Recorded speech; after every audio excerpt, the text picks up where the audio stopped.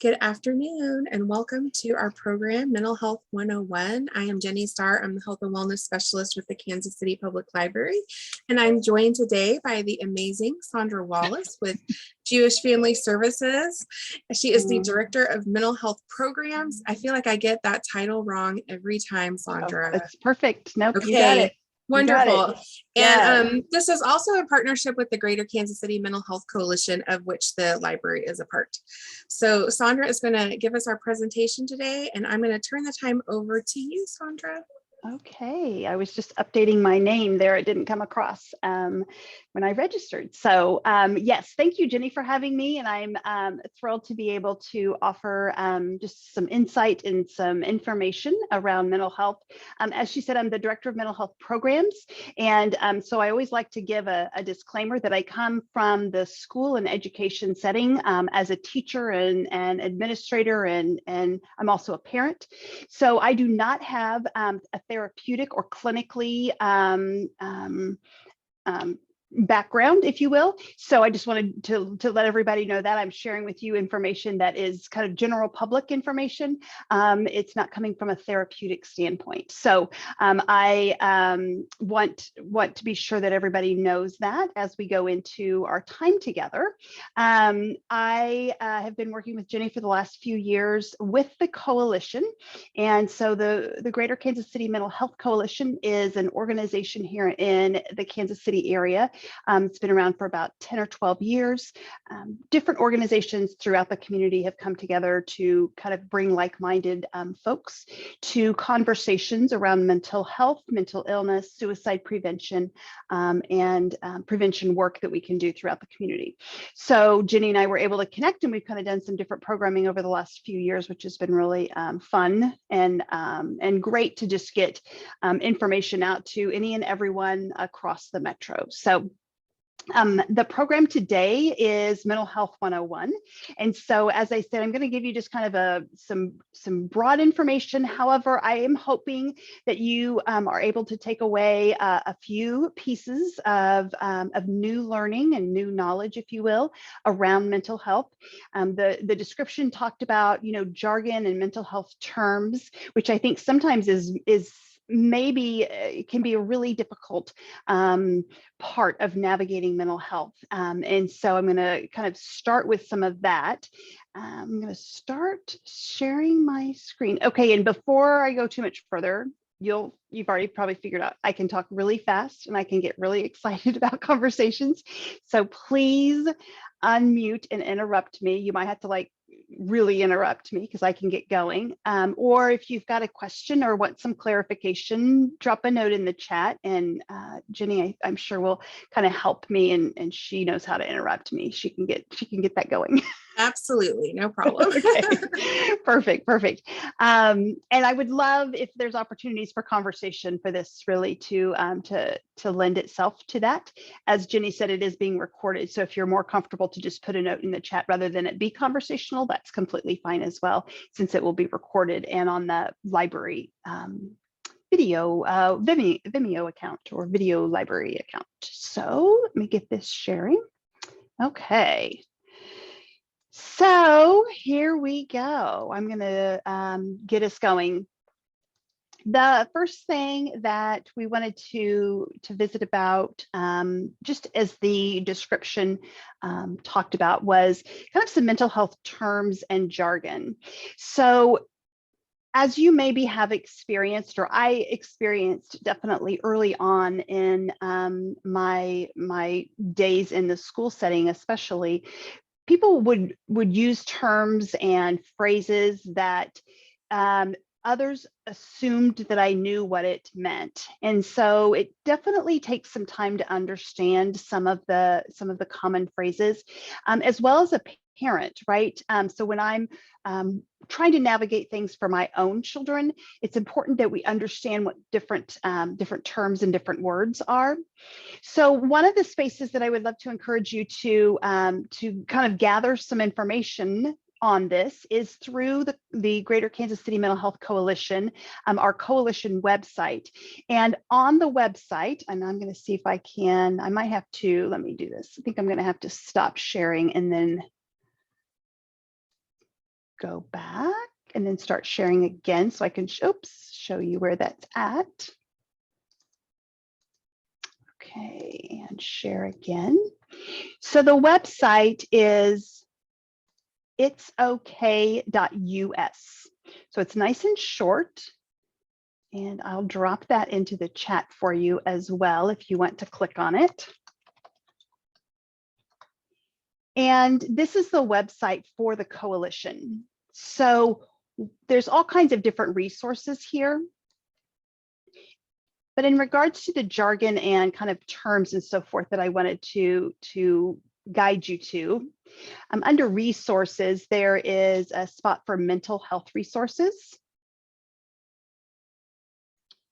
And these are some community organizations. We do work really hard with the coalition to try to share Kansas City community resources rather than getting super big and broad, where you can kind of get lost in all of the, navigating through all of the different organizations. So these are primarily local organizations. And then down here towards the bottom, you can see it says mental health terms. And so this is a great, very comprehensive list of terms that, again, people use all the time, assuming that we kind of know what they mean. The acute mental health, that is a phrase that is used in the mental health community a lot, and has been kind of defined or described to me in different ways. And so from kind of a compilation of a couple different resources, we've pulled together a kind of a common or a mainstream definition for you that's there. So everything from acute mental health, and you can see it goes all the way down, bulimia, care coordinator, what are care plans? Again, sometimes folks in the community just use that phrase and we're not maybe always sure what it means. CBT or cognitive behavioral therapy. What's the difference between a crisis and an emergency and prevention, right? So again, we're using all of these terms, assuming people know. So that is a resource that's online that you can access, of course, anytime. And then what I've done is I've taken those terms, and I put them just together in a document for you. And I believe, Jenny, I sent that to you in an email that's a PDF. So yes. We'll get, okay, perfect. We'll get that sent to you either, after the program, or if, I don't know if we can get it dropped into the chat now. Sometimes, I don't know, it lets you upload documents, other times it doesn't. So, but again, it's like 2.5 pages. So, it's not like if you're tired at night one, you could pick it up and read it. But it might not be a bad idea to kind of print it out, if you will, keep it in a family folder, keep it in a spot on the side of the fridge, so that if there was a moment that you needed to understand a little bit more about a term or jargon, that you would be able to easily access it. And again, the website of itsok.us is super short, and you might be able to remember that fairly easily as well. Okay, so that's just kind of a resource that I wanted to send out to you. I promise today, I'm hoping to not use too much jargon. I will unpack some of that for you. And if at any time I use a phrase or a word that doesn't totally make sense, please stop me and have me explain what on earth I'm talking about. Okay, so thinking about mental health and kind of mental health 101, I wanted to give you all just a little bit of background information or kind of some history around mental health, so that we can see kind of where we've been and where we are headed now in regards to mental health. So when we think about mental health, historically, it has been around this idea of an individual.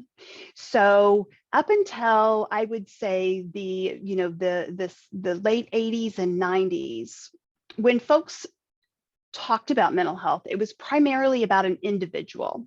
So Sandra has this diagnosis, or Sandra has this mental illness, or Sandra is experiencing this, right? The research and the field of psychiatry and psychology and behavioral health, they were really still in a very individualized space. We were talking about what is a treatment for Sandra and how do we fix her, right? And it was very individualized, if you will. And then in the 1990s as well, we really started looking at what does a family look like? What would a nuclear family, if you will, do they have anything to do with Sandra's mental health, right? Or Sandra's mental illness or her diagnosis. And there was a study that was done out in California with Kaiser Permanente Insurance. And they were trying to identify things that a person might have experienced that could be contributing to adult medical issues. And they discovered that, not really with the intentions of this, but that there are childhood experiences that happen, primarily between 0 and 5, but also all the way up to 18 or 24 years old, that have an impact on our mental health, on our physical health, on our medical health later in life. And so they started really digging more and more into what does the family system look like, right? What is going on within the family dynamics that can either help mitigate or reduce some of these lifelong illnesses, such as diabetes, heart disease, obesity, suicidality, addiction, some links to cancer, links to bullying type behaviors. And they discovered that based on some of that family dynamic or some of that family structure, they were able to say that there was a correlation, right? So the experiences that you have between those ages of 0 and 18 into early 20s has that impact later in life. So they made that correlation. And again, one of those was around mental health or mental illnesses, around addictions, around suicidality or suicide attempts, which included overdoses. And so they kind of started digging into that more and more. And then in early 2000s, there was more research that was coming out that was talking about the impact then that our community or our city or our neighborhood could have on our mental health and our wellness. And so since the early 2000s, which is hard to believe that it's even, now I'm saying like 20 years ago, right? We started talking about the impact that our neighborhood and our community and our cities could have on us and our mental health. Some of those pieces that contribute to that is how safe you feel in your neighborhood, the type of educational settings, the type of access to healthy foods, the diversity that you have in your neighborhood, the access to medical resources. And in the world of social work, mental health, education, we call those social determinants of health.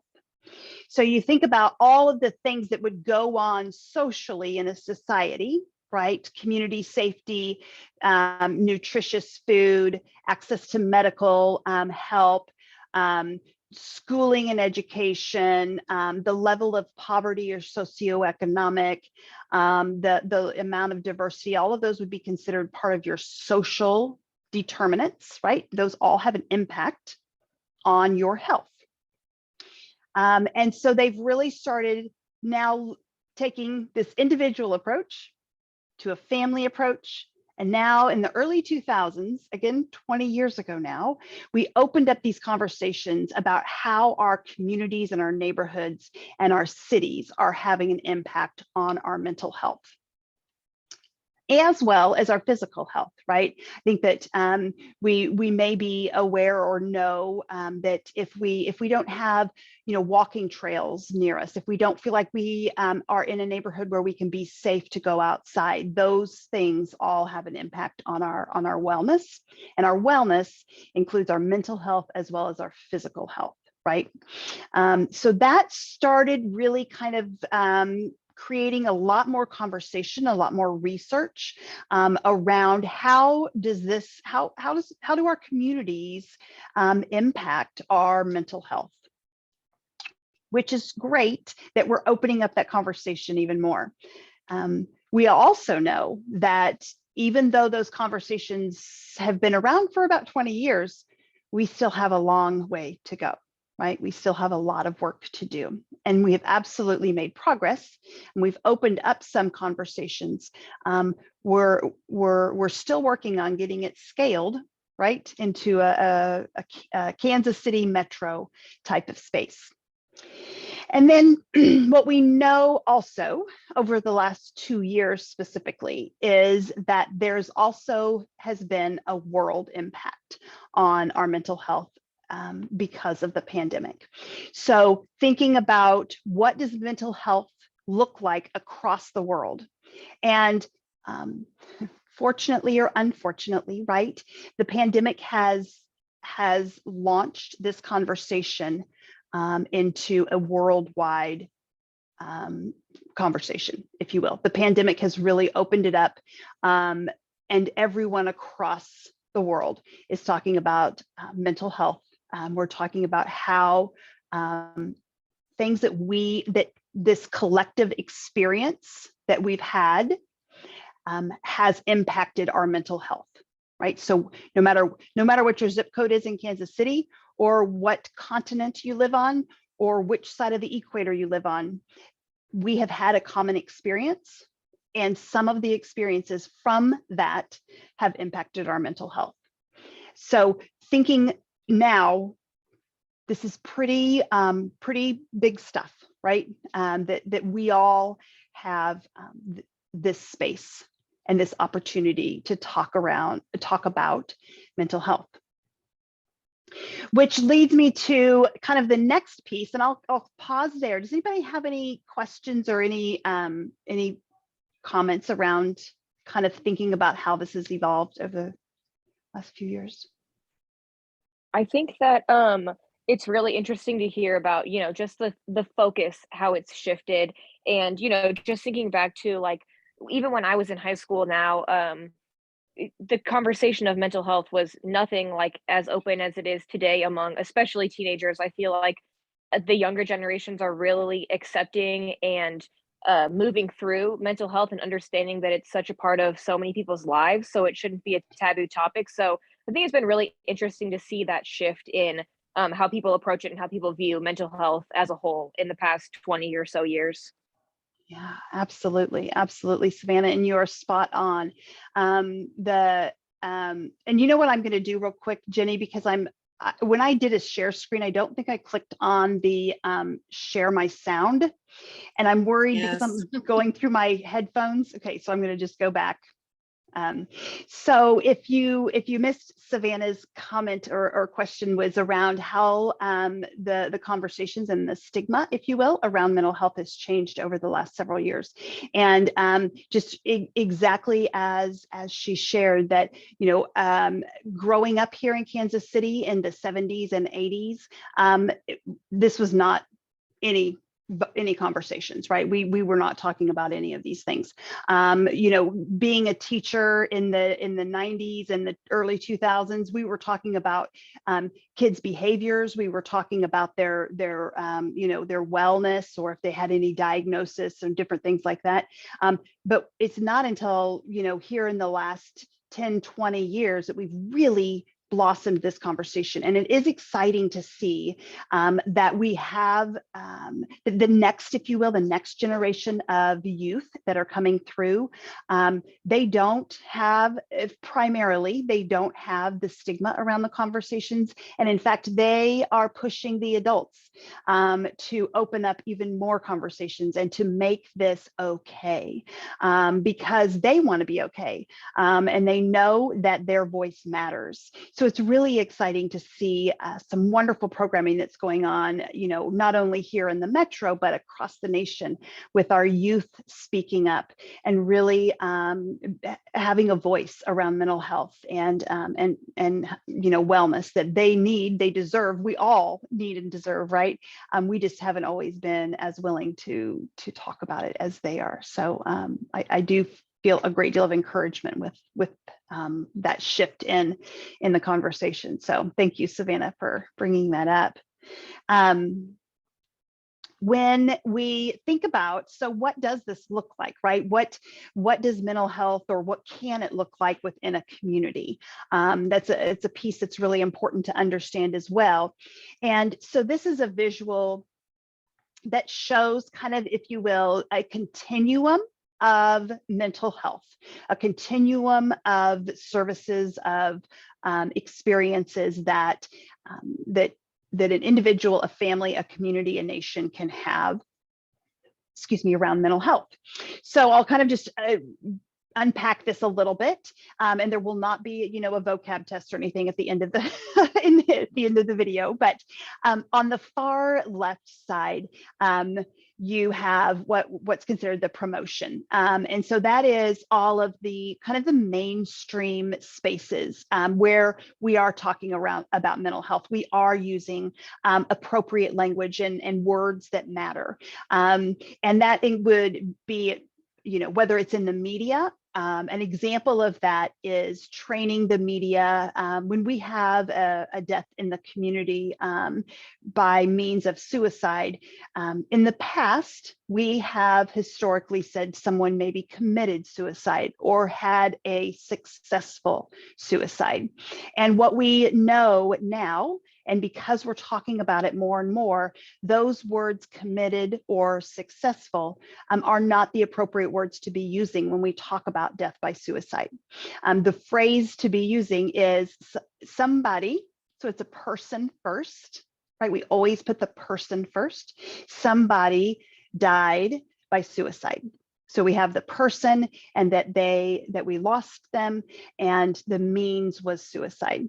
And that just gives that person and their family and their loved ones that respect, right? That they are a person first, and that it wasn't, a lot of times when we think about the word committed, people think that it's a crime, right? Or it's against the law, or it's a sin. And so we want to pull that piece away from it. When we think about successful, the opposite of that is unsuccessful, which can be very difficult. And we don't want those phrases used with it as well. So we have to be intentional, and we have to take the time to promote the appropriate use of mental health terms, jargon, phrasing that we say, and as I talk to folks about just some of those phrases, it's interesting to listen to the news or to media, and you'll see there, for the most part, I think that here in Kansas City we have had that opportunity to shift those narratives, which is really encouraging, right? So it's through the media, and the media also includes, like Hollywood, right? Like that we're using we're using phrases and we're using terms, jargon that is appropriate and respectful to the person. And so again, that's that promotion, that's kind of that education piece, that awareness of bringing that to the mainstream. Then when we look at that second section that's labeled as prevention, we have universal prevention. And so universal prevention, an example of that would be that I shared this earlier, like there is safe outdoor space for folks. We know that that being outside, that nature is a really healthy activity for your mental and your physical health. And so that should be universally available, right? That we have safe outdoor space for folks. Another example is that that folks would have free access to the fine arts, right? I think the Nelson is a great example of this, that you can go to the Nelson, I think like on Sundays or Tuesdays, and it's free, right? You don't have to pay to go. And so opening up those opportunities for us to have experiences that that foster our mental health is really important. And that would be universally, right? You don't have to be in a certain zip code. You don't have to live in a particular neighborhood. It would just be universal. When we think of selective, it still is prevention, right? So we're trying to get ahead of it. We're not responding to a crisis, but we're preventing a crisis, or we're preventing the onset of a mental illness. Right, so we're getting ahead of it. So another example would be with selective would be that we're identifying a specific group of, like a specific age group, as I mentioned earlier, as far as, you know, our youth. So maybe some of our high school, young adults, college age students, or so forth. We are identifying some prevention experiences, programs that are for a specific audience. They could also be for a specific audience, say for veterans.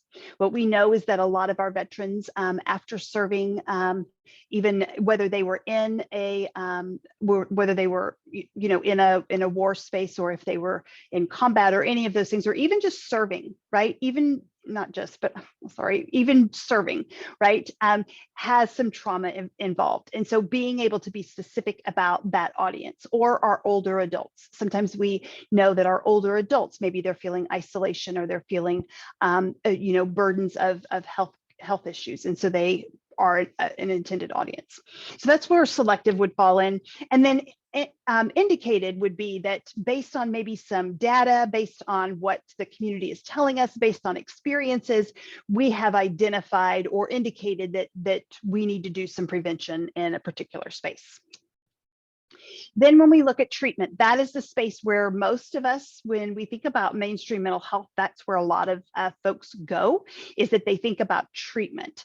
They think about how can we have case management, how can we kind of treat mental illness or disorders that folks might have.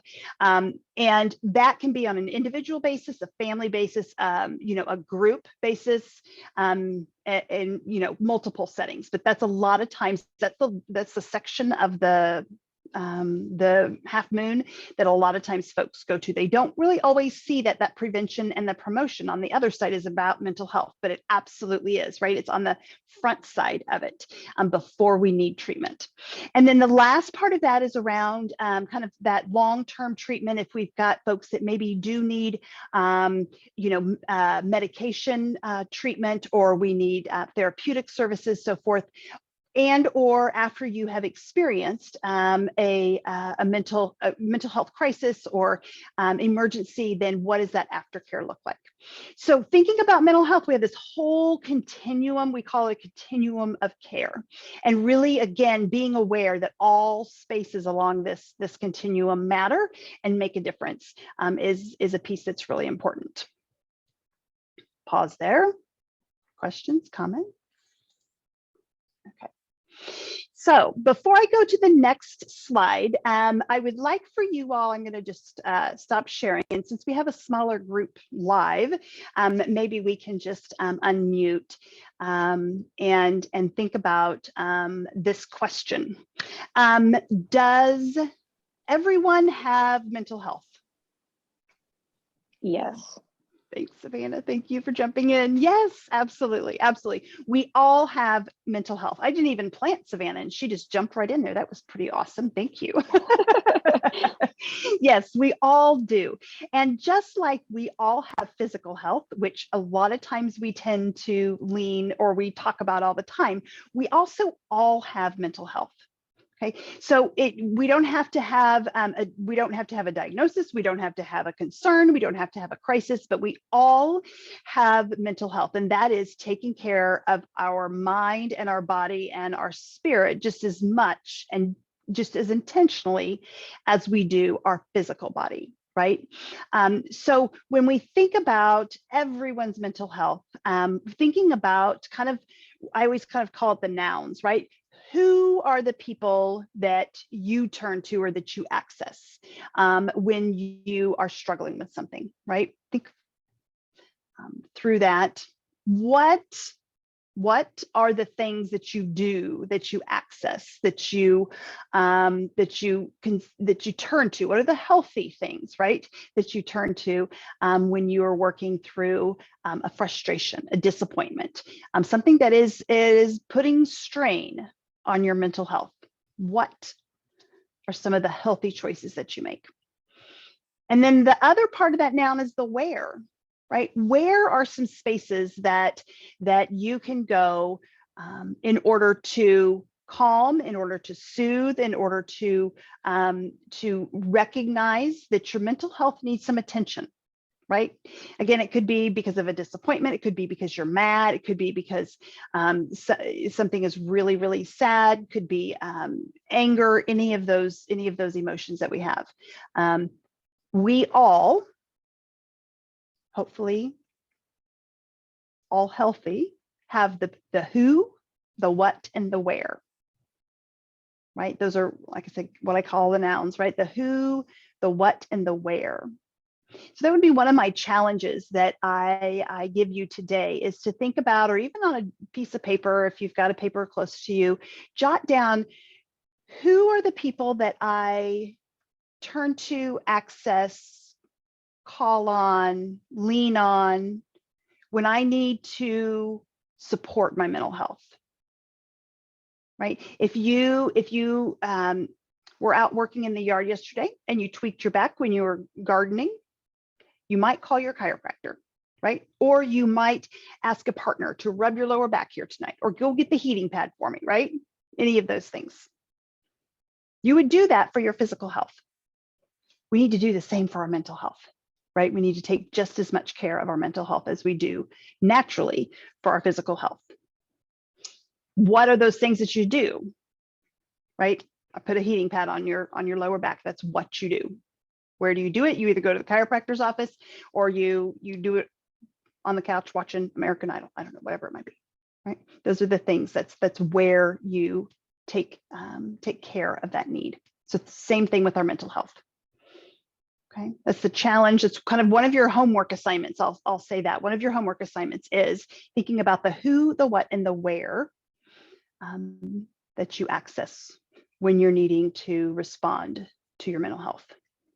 Okay, so now the next little activity, and I'm right kind of cruising along on time, because I wanted this to be about the halfway point that we kind of pause and really do interact a little bit together. So when we think about our mental health, again, with that continuum of care, right, there's all kinds of things here on the left side of that half moon that we can do that prevent us from needing to access additional resources.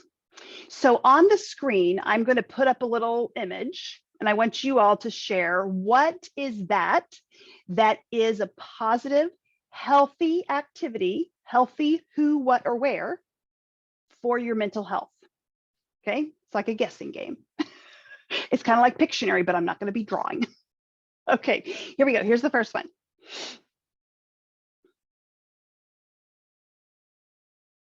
Anyone? Sleep. Yes, thank you. Thanks, Savannah. Sleep. Sleep is important. Sleep is very, very important for your mental health. Okay, next one.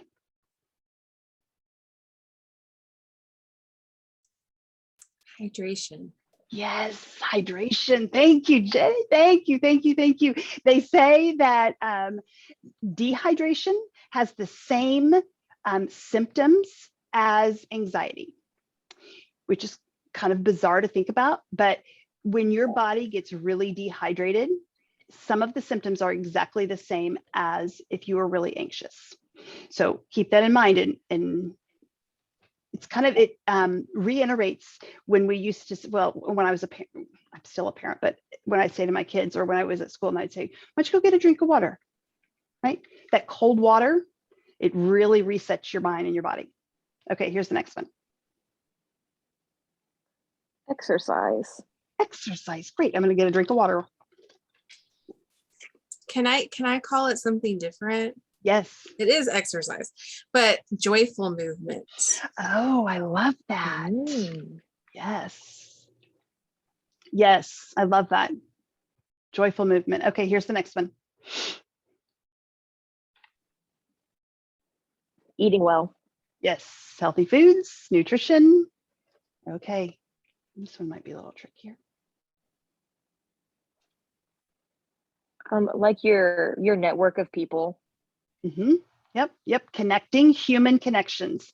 Again, we know that I don't make any of these things up. The science tells us that we have to have human connections for our mental health, which is probably a good reason why the pandemic has also interfered with our mental health, right? We need touch, we need eye contact. Although this setting has been very helpful and productive, we also need to be in person, right? We need to connect with others. So human connections, excellent. Okay, this one's similar, but any ideas there? This is around belonging. So having this common table, if you will, of something that connects you with the other person. So whether that is your family, belonging to a family, maybe that's a faith organization, maybe that's a community organization, could be part of your work network, but you can see we're all at the table together, right? So we have this sense of belonging with each other. Again, another huge piece that we all need. Anyone want to guess this one? Might be a stretch. Rest and relaxation. Yes. Rest and relaxation, right? Like it's okay for us to be a sloth sometimes. Our body needs it. Absolutely needs it. Next one. Is it too obvious to say music? No, that's it. I know. And it is 4 o'clock on a Monday, right? You all are like, is she really making me talk? Yes, it is music. Music is a wonderful distraction and it's a wonderful mood booster. And it's a wonderful mood calmer, right? For our mental health. How about this one? Being outside. Yes, being outside, nature, sunshine, grass, mountains, wherever your happy place is outside. How about this one? A routine. Yeah. Okay, do you see my slide deck, Savannah? Look at you. She's got my notes on there too. It literally says routines and habits and predictability, right? Those things are so important for our mental health so that we don't have as many of those anxious moments if we kind of know what's coming up. And that is the routines and the habits. Perfect. Okay, how about this one? Oh, this one might be a little bit tricky too, but this one, oh, go ahead. Is this growth or forgiveness or grace? Maybe? Yes, yeah, grace, generosity, like giving to others. I was trying to, again, find an icon that would represent this, but yeah, giving to others. So what does that look like for generosity to give to others? And the piece around generosity that I love is that the scientific evidence that they have been able to make mainstream for us over the last 20 years or so shows that the act of generosity is one of the best ways to shift our mental health when we are stuck, or when we're having some negative self-talk, or when we're feeling especially anxious. And that act of giving doesn't have to be like a big food drive, or it doesn't have to be a big monetary donation. It can be something as simple as holding the door when you're at the store, or it can be taking the time that you go by somebody's space in the office and you leave a little post-it note that just says, hey, thinking about you, hope you have a great one, right? It can also be the generosity of your time when you are available and you are open for somebody else to share and to come into your space, that is an act of generosity. And what they've said is that what they've shown through the science is that the person that is giving, it stimulates and helps their brain and their mental health more than the person receiving, which seems exactly the opposite, right? But they have literally done the studies on people's brains that prove that. A great study and example is there were folks that were incarcerated, and they partnered with a humane society, brought dogs in to the to where the folks were incarcerated, and they had them work through like a 6-week dog training program. So the folks that were incarcerated were training the dogs. They were giving their time, they were giving their grace, their patience. They had a really really great purpose. They were giving not only to the dog, not only to the Humane Society for the work, but they were also giving to that forever family for the pet, because they would be trained before they were ever adopted, and literally took brain scans of the folks before they started the 6-week training and after, and their brain was healthier. It was more resilient. It was able to respond more appropriately to situations. And that, to me, like sometimes when I tell that story, I just get like chills, like that is awesome, right? And as I tell folks all the time, just be selfish, right? Like do something for someone else, because really you're doing it for you. And we've never thought of that before, have we? So generosity is a huge one. Again, it doesn't have to cost any money. Can be a small amount of time. You don't have to, be in the right place at the right time. You just have to take advantage of spaces and places with others to give. So that's a really, really powerful one. Okay, here's the next one.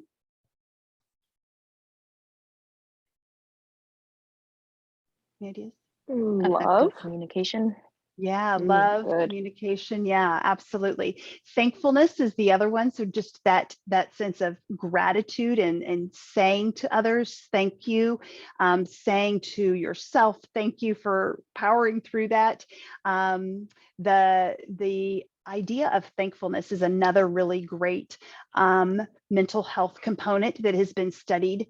And you may have heard around what they call the 21-day challenge, where for 21 days, when you are done in the evening, you write down 3 things that you're thankful for from that day.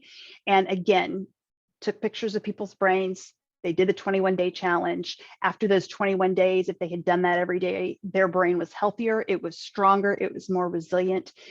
Again, doesn't cost any money for sure, right? It does take just a little bit of time. It takes habit and routine to write them down at the end of each day. But again, that idea of thankfulness is a game changer for our mental health, and is a space that we can have the total control over growing our brains and feeding it some really healthy activities. Okay, and then there's one more here that I think we can all probably connect with, especially today. On our Zoom call. They do recommend that we walk away from our devices for a chunk of time each day. And it's harder, it's so much easier to say than do, right? But there is some really profound, and that research is definitely more evidence-based right now versus hard science research, but evidence that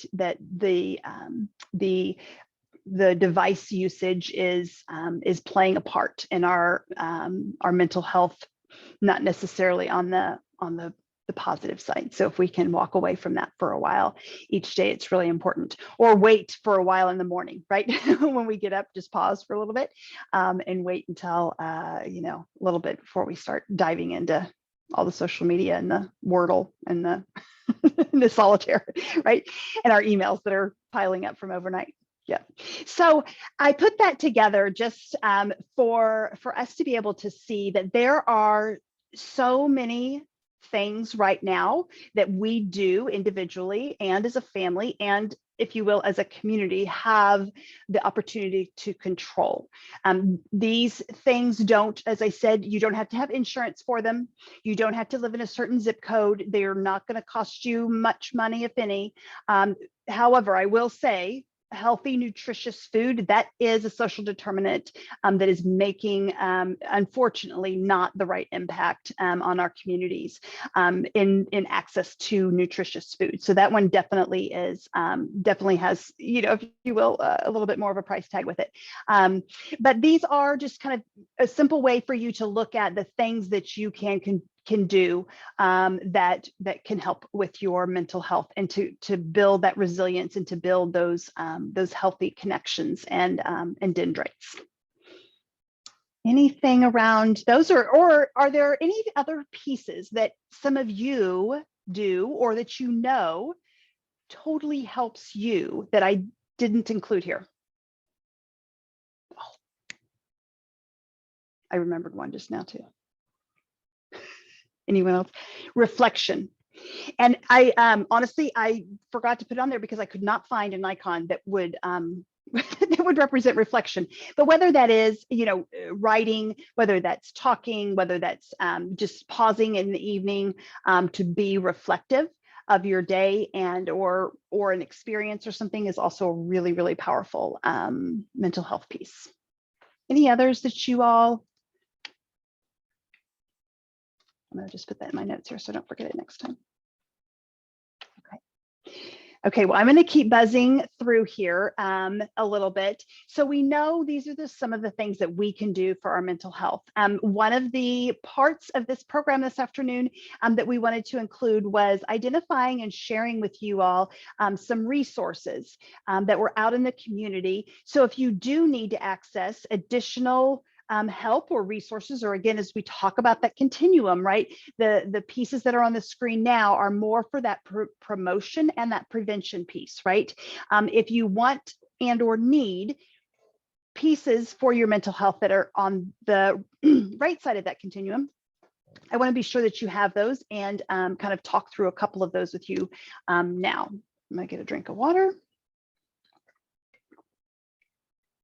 So one of the pieces is that I wanted to share with you is that there's a couple really great community education opportunities that are out there. And I wasn't able to find exactly like dates and times and locations, but these are two that you, as someone in the community, have access to and are available to participate in. If you want to learn more around mental health, or if you want to gain additional skills and insight about how to respond to those in your family, how to support others in your community, one is called Mental Health First Aid. And on the website there, mentalhealthfirstaid.org, you can go in there and you can type in your zip code and it'll tell you where trainings are happening.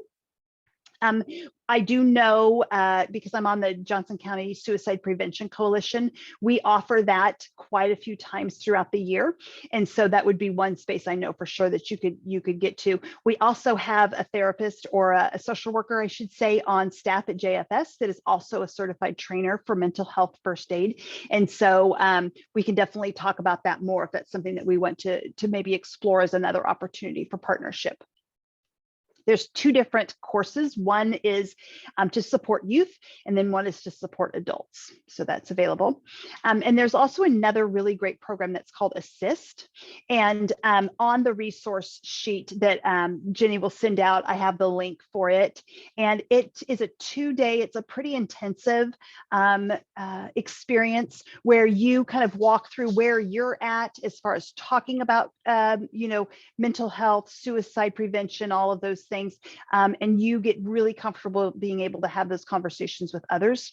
Again, I know Johnson County Mental Health offers that just because I am part of that program there, but I know it's also available in other parts of the community. So those are a couple education opportunities for you. The next slide is around some different spaces that mental health services exist. And so again, we're kind of moving along that continuum. And Again, this will be on your resource guide, so you don't have to write it all down. You're welcome to, take a screenshot if you want. But so I do work for JFSKC, and we have counseling services at our Brookside and our Overland Park offices. And we also have several of the other social determinants of health supports. So we have pantry, we have older adult care, we have wraparound connection services for utilities and for housing. So that is an option to consider. Is JFS might be a space that you're interested in. Again, Johnson County Mental Health, because I'm familiar with it, I plugged a few resources in on that. There's also a really great tool out there that's called United Way 211, and it is it can be a little cumbersome because there's a lot of content in it, but it is a great place that you can do a lot of filters to try to find services and things that you might need in the community. There's also several different support groups that are out there, whether they're through like a national organization. NAMI is one that is a wonderful partner with us with the coalition, and that's the National Association of Mental Illnesses, and they have all kinds of different support groups in the community, as well as different spaces that might be, around town. The other thing that isn't always mentioned, because people tend to go kind of right into more of that crisis or emergency space, but therapeutic services are available in lots of different spaces around Kansas City. Sometimes insurance does pay for them, or they're on a sliding scale. Like with JFS, we have several grants that really allow us to support clients, specifically in Jackson County, for very minimal, if not free, therapeutic services. So it's really, we feel very fortunate that we're able to do that. If you're looking for that kind of resource, best place to start is with a primary physician or with a medical space first, and then they can do some referrals out, also our community health departments. And then there's a website called Psychology Today that you can type in all kinds of filters and get therapists through that as well. So that would be kind of one, that first layer, if you will. I also wanted to be sure to share with you some resources if you were experiencing or needed some support around a crisis of some kind. So here on the left of your screen is the Jackson County Crisis Line, as well as the Johnson County Crisis Line. On the right are some of the national lifelines, if you will. Suicide Prevention Trevor Project is LGBTQ plus communities, as well as multiple different cultures and support systems. And then also the Domestic Violence Hotline is available there as well. So that's one space that sometimes folks find very helpful when you're looking at some type of crisis. For an emergency type situation, one thing I wanted to share with you is that you may not be aware that in Kansas and Missouri, we have what's called a crisis intervention team that is connected to our 911 services. So if you were to need to call 911 in an emergency situation around mental health, or somebody's well-being or behavior that you're experiencing, you can ask if a CIT officer is available. And basically what that is it's somebody that is specifically trained, typically a social worker, a therapist, someone that is trained around behavioral health, and they can go with a first responder to an emergency 911 call. A lot of times that can help to de-escalate a situation. Also, it helps so that the person can access resources that might not, that historically might not have been considered in the past. A lot of times if 911 was called and an officer came, then it would tend to be into the justice system, right, into a jail setting, if you will. With CIT officers, they have other resources and other ways to potentially better support someone that is having a behavioral health emergency. And so it definitely, it's an incredible program that promotes, the safety of the individual, as well as the safety of the officers that are responding to that 911 call. So really incredible, resource that we have here in the Kansas City Metro. And then I also wanted, and I'm just going to kind of buzz through these. These are three big spaces of mental health that folks talk about and use the terms all the time, as far as inpatient, acute treatment where you would stay for several days. Partial hospitalization program would be that you are not necessarily staying there overnight, but you're kind of going back and forth and for medication monitoring a lot of times. And then outpatient is where you are, within your own home, but you may be at the end of, a work day, you're checking back in with a treatment organization to make sure that you are doing okay with the mental health needs that you have. They are all individually based on that person, right? Again, these are just terms that people tend to use around, and I wanted to kind of toss them out to you. They're also included on that glossary sheet. So that is kind of a lot of information, and hopefully there's at least one thing that is of new learning or thinking for you. Again, Jenny will follow up with some the resource guide and the terms, and I would love, yes, to hear any questions or yes, go ahead. So I do have a question. Sure. Are you aware of the 3-digit number for the Lifeline Yes. phone number? Yes. Do you know if that will be coming to the state of Missouri? Yeah, great question. If all the stars align and everybody pays their bills, I guess. No, sorry, that was maybe a little political. No, so it is, the intention is yes. My understanding was that July is the intended date to roll it out. I also heard last week in a meeting that there's some things that are getting in the way, but maybe are going to be resolved before then. Jenny, do you know more? I just know that the target date was like mid-July, for the 988 will be the number. And it's a national project. So the hope is it'll across nation, we'll be able to do 988, just like we do 911 wherever we are. Yes, perfect. Yes, that's great. Yes. Any other questions or feedback? Yes. Yeah. So during a crisis and a 911 is called, but the CIT officer isn't present, I believe that there's a protocol that as soon as they hear the magic words, the person in crisis has to be sent to the hospital. Like, is that just an ongoing thing that is waiting to be changed or improved on, or is there a way to prevent a person having to go to the hospital if it's just, talking it out or, to de-escalate the situation? Right. That's a great question. And I would say that I don't have probably the most accurate answer or response to that, because I'm not in that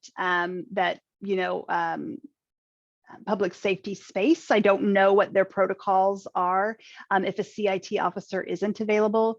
I do know that they're trying to expand the availability of the CIT officers. I know when it first started, it was a smaller window of like, and I don't know the window, but if it was like Monday through Friday, 9 to 5, well, that's not when we always need a CIT officer. So I do know that they're working really hard in the communities to expand the availability of having a CIT officer available.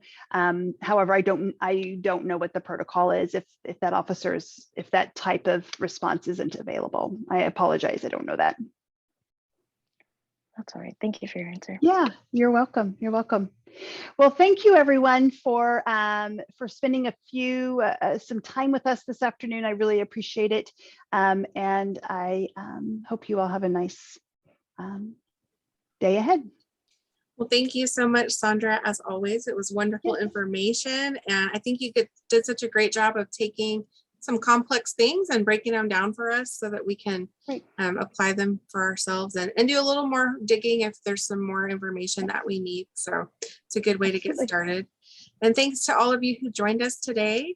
And we hope that you have a wonderful afternoon.